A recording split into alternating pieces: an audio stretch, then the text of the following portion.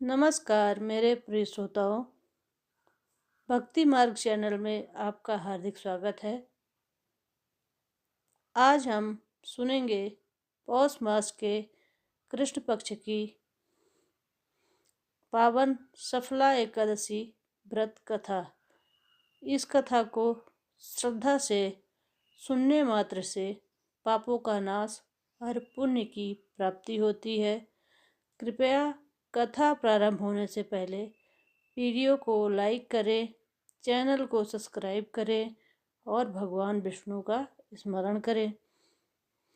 कथा इस प्रकार है। धर्मराज युधिष्ठिर भगवान श्री कृष्ण से पूछते हैं, हे जनार्दन, आपने मुझे मोक्षदा एकादशी का व्रत महत्व बताया। अब कृपा करके पौष मास के कृष्ण पक्ष में आने वाली एकादशी के बारे में बताइए। इसका नाम क्या है, इसकी विधि क्या है और इसका फल क्या होता है। भगवान श्री कृष्ण बोले, हे राजन, पौष मास की कृष्ण पक्ष की एकादशी को ही सफला एकादशी कहा जाता है। इसके देवता भगवान श्री नारायण हैं।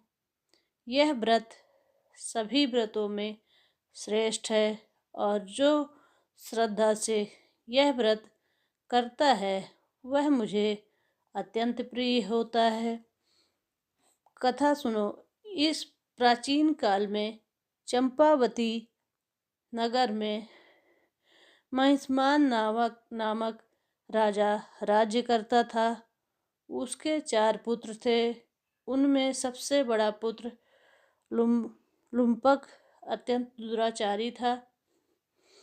वह पाप कर्म में लिप्त रहता था, पर स्त्री संग गमन करता था और पिता के धन का दुरुपयोग करता था। राजा ने दुखी होकर उसे राज्य से निकाल दिया। लुम्पक वन में रहने लगा और रात में नगर में चोरी करता। धीरे धीरे पूरी प्रजा उससे भयभीत हो गई। वन में एक प्राचीन पीपल का वृक्ष था जिसे देवताओं का वास माना जाता था। लुम्पक उसी वृक्ष के नीचे रहने लगा। एक बार पौष मास की कृष्ण पक्ष की दशमी को उसे वस्त्र न होने के कारण अत्यधिक ठंड लगी।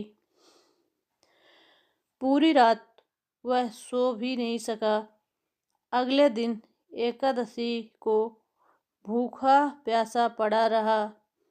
शाम को उसने पेड़ों से गिरे कुछ फल इकट्ठा किए और पीपल के वृक्ष के नीचे रख कर बोला, हे प्रभु, यह फल आपको अर्पित है।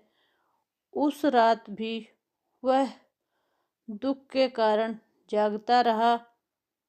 इस प्रकार अनजाने में उसका उपवास और जागरण पूर्ण हो गया। भगवान विष्णु उसके इस व्रत से अत्यंत प्रसन्न हुए। उसके सारे पाप नष्ट हो गए। अगली सुबह उसके सामने एक दिव्य घोड़ा प्रकट हुआ और आकाशवाणी हुई, हे राजकुमार, श्री नारायण की कृपा से तेरे पाप नष्ट हो गए हैं। अब तू अपने पिता के पास लौट जा और राज्य प्राप्त कर। लुम्पक ने भगवान का धन्यवाद किया और अपने पिता के पास गया। राजा ने उसे क्षमा कर राज्य सौंप दिया। अब लुम्पक एक धर्मात्मा राजा बन गया। जीवन के अंत में उसने वन जाकर तप किया और अंततः वैकुंठ को प्राप्त हुआ। भगवान श्री कृष्ण कहते हैं, जो व्यक्ति श्रद्धा से सफला एकादशी का व्रत करता है उसे पापों से मुक्ति और अंत में मोक्ष की प्राप्ति होती है।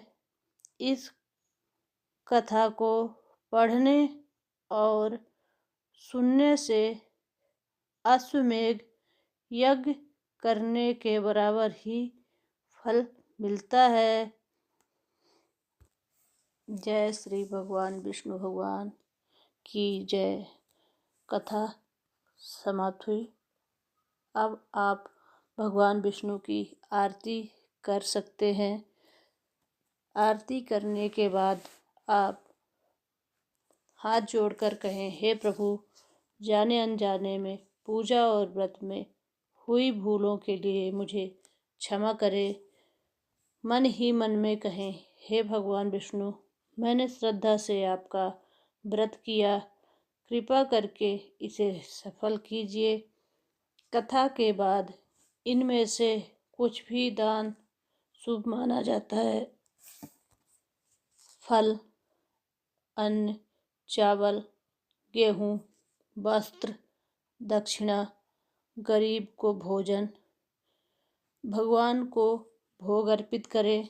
फल, दूध, मिश्री, तुलसी दल, साबूदाने की खीर यदि व्रत है। अगर ज़्यादा विधि ना कर पाए तो इतना ज़रूर करें, हाथ जोड़कर भगवान को धन्यवाद दें, किसी से मीठा बोलें और किसी भूखे को भोजन करा दें। धन्यवाद।